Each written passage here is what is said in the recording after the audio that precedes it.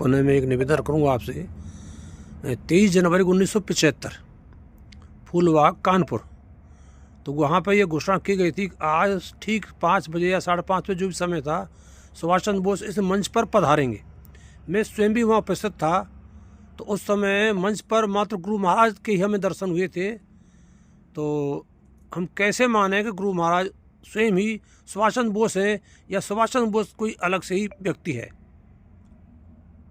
1975 में जब ये बात घोषणा हुई है कि 23 जनवरी 1975 को फूलबाग मैदान में नेताजी यानी जो है आएंगे और वहाँ पर सार्वजनिक यानी जो है मैं उनका परिचय कराऊंगा, ये बात हमारे यानी जो है मैनपुरी ज़िले के हीरालाल दीक्षित ने जी हाँ, योजना बना करके पूरा इसका यानी जो है मंच संचालन किया था। इंदिरा सरकार थी। इंदिरा गांधी से जब ये प्रस्ताव रखा गया कि नेताजी का जन्म दिवस है और उस दिन नेताजी आएंगे, तो इंदिरा गांधी ने भी उसमें सहयोग किया था और उन्होंने हेलीकॉप्टर से वो पर्चे भी बंटवाए थे जो नेताजी के जन्म दिवस का आह्वान था। लेकिन जब ब्रिटिश सरकार ने ये जाना कि भारत के अंदर में नेताजी का आगमन होने जा रहा है और भारत सरकार उसमें संलग्न है, तब जाकर के वहाँ से एक आदेश हुआ प्रधानमंत्री इंदिरा गांधी के लिए कि नेताजी अगर वहाँ पर प्रकट होते हैं तो मेरी अभी शर्त के अंतर्गत उनको तुम्हें मुझे देना पड़ेगा, जिंदा या मुर्दा। जब ये बात इंदिरा गांधी ने जानी तब जाकर के उन्होंने अब सोचा कि ये कार्यक्रम अब यानी जो है इसको यानी निरस्त किया जाए। तो परम पूज्य स्वामी जी महाराज के पास इंदिरा गांधी ने सूचना भेजी कि स्वामी जी महाराज, बाबा जी इस कार्यक्रम को अब निरस्त कर दीजिए, क्योंकि नेताजी चाचा आएंगे और उनको यानी जो है हमें ब्रिटिश सरकार को देना पड़ेगा समझौतों के आधार पर। तो जाकर के स्वामी जी महाराज ने कहा कि महात्मा जिस कदम को उठा लेते हैं वो कदम आगे बढ़ता है, पीछे नहीं हटता है। 23 जनवरी 1975 को फूलबाग मैदान में नेताजी आएंगे और मैं भी वहां उपस्थित होऊंगा और दोनों मिलकर के यानी जो है उस मंच पर यानी जो है संचालन करेंगे। ये बात स्वामी जी महाराज ने कही। वहां की तैयारियां हो गई, लाखों लोग वहां पहुंच गए। 30 फीट के मंच पर स्वामी जी महाराज भी मौजूद थे, लेकिन जिस समय पर समय दिया गया था नेताजी के आने का, उस समय नेताजी रूस में थे। रूस से वो वहां से चल करके लाहौर पहुंचे और लाहौर से सीधे दिल्ली आए अपने फ्लाइट से, और वहां से आने के बाद तुरंत फ्लाइट पकड़ी और वहां से सीधे अमौसी हवाई अड्डे पहुंचे। अमौसी हवाई अड्डे से उन्होंने अपनी काली गाड़ी को मंगवाया और उसके माध्यम से जो समय था उस समय के अंतर्गत नेताजी सुभाष चंद्र बोस फूलबाग मैदान में पहुंचे। स्वामी जी महाराज मंच पर थे और नेताजी उस भीड़ के अंदर यानी मंच के सामने खड़े थे। स्वामी जी महाराज ने नेताजी को सलूट मारा और नेताजी ने स्वामी जी महाराज को सलूट मारा। आंखों आंखों में इशारा हुआ। उसके बाद स्वामी जी महाराज ने 45 मिनट तक वहाँ संदेश दिया और एक बात वहाँ पर कही थी कि अगर कोई बच्चा, आप ये बताओ आज नेताजी का जन्म दिवस है और कोई भी बच्चा देश के अंदर में अगर यानी घर से चला जाता है और वो कभी 90 साल के बाद 100 साल के बाद अगर वापस घर में आता है तो क्या अकस्मात उसको पहचान लोगे? पहले नेताजी का काम हो जाने दो। इसके लिए तुम्हें एक काम करना होगा कि सुख धर्म कर्म ये दिलाना है तो हिजड़ों का राज हटाना है। पहले यानी जो है तुम देश के अंदर में जिन हिजड़ों का शासन है इसको समाप्त करो, उसके बाद में नेताजी का परिचय लो और नेताजी आएंगे। तो नेताजी भी वहाँ पर थे और बाबा जी भी वहाँ थे, लेकिन जैसे ही स्वामी जी महाराज ने नेताजी के लिए आह्वान किया वैसे ही यानी जो है वहाँ पर जो इंदिरा गांधी के एजेंट थे सरकार के, पहले से जूता चप्पल मंगवा लिए गए थे, सारी व्यवस्था हो गई थी। और जैसे ही नेताजी का आह्वान हुआ वैसे ही वहाँ पर जाकर के जूता चप्पल चलने लगे और मंच का संचालन खत्म हुआ और वहाँ से नेताजी को डीएम ने वहाँ का जो था उसने और स्वामी जी महाराज को निकाल करके सुरक्षित वहाँ से ले गए और नेताजी वहाँ से यानी जो है अपने नियत स्थान पर चले गए। नेताजी और स्वामी जी महाराज दोनों वहाँ पर मौजूद थे। ये बात सत्य है, स्वामी जी महाराज अलग हैं और नेताजी अलग हैं, क्योंकि स्वामी जी महाराज का जन्म 23 जनवरी 1897 को हुआ और परम पूज्य स्वामी जी महाराज का जन्म 18 मार्च यानी जो है वो 19 मार्च 1895 को हुआ। नेताजी के माता पिता अलग हैं, स्वामी जी महाराज के माता पिता अलग हैं। नेताजी के पिताजी का नाम है यानी जो है, और माताजी का नाम अलग है।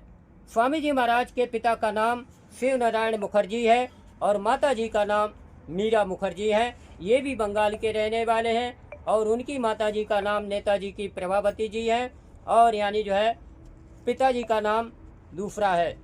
इस तरीके से दोनों बंगाल के रहने वाले हैं और वहाँ से बंगाली ब्राह्मण हैं।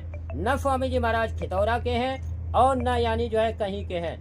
वो दोनों क्रांतिकारी हैं। दोनों ने मिलकर के अंग्रेजों के खिलाफ में बगावत किया और 1945 तक लड़ाई लड़ी। 1945 के बाद में नेताजी रूस चले गए और रूस में जाकर के जापान में योजनाबद्ध उन्होंने जाकर के एक हवाई जहाज क्रैश करा करके वहां पर अपनी मौत को घोषित किया।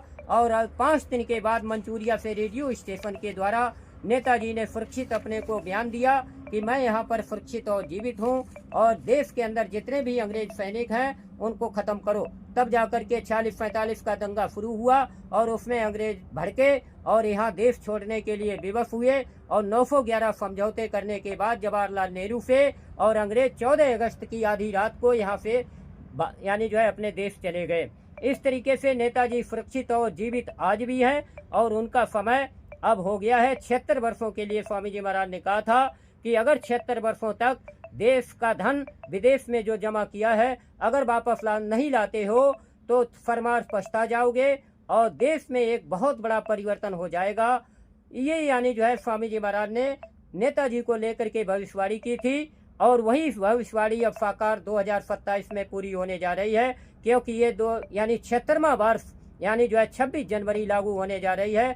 26 जनवरी 2025 को 76 वर्ष पूरे होने जा रहे हैं। यहीं तक स्वामी जी महाराज की भविष्यवाणी थी कि यहाँ तक करके अगर विदेश का धन देश के अंदर लाते हो तो तुम्हारी खैरियत है। अगर यहाँ तक तुम देश का धन विदेश से नहीं लाते हो तो फिर आगे चल करके यानी परिवर्तन हो जाएगा और तुम्हें वो धन प्राप्त नहीं होगा और फरमार के पछताओगे। ये स्वामी जी महाराज की भविष्यवाणी 26 जनवरी 2025 से लागू होने जा रही है।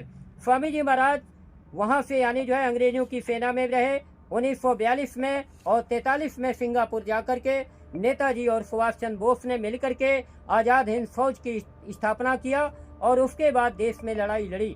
लेकिन उधर 1945 में स्वामी जी महाराज यानी जो है जब देखा समय आ गया है तो वो गुरु की तलाश में निकल गए और दर बदर मस्जिद और मंदिर घूमते घामते जाकर के स्वामी जी महाराज अंत में जाके दादा गुरु के पास पहुँचे चिरौली यानी जो है चिरौली में, और वहाँ दादा गुरु से नामदान लिया और नामदान लेने के बाद में वो साधना में लग गए और महात्मा बन गए।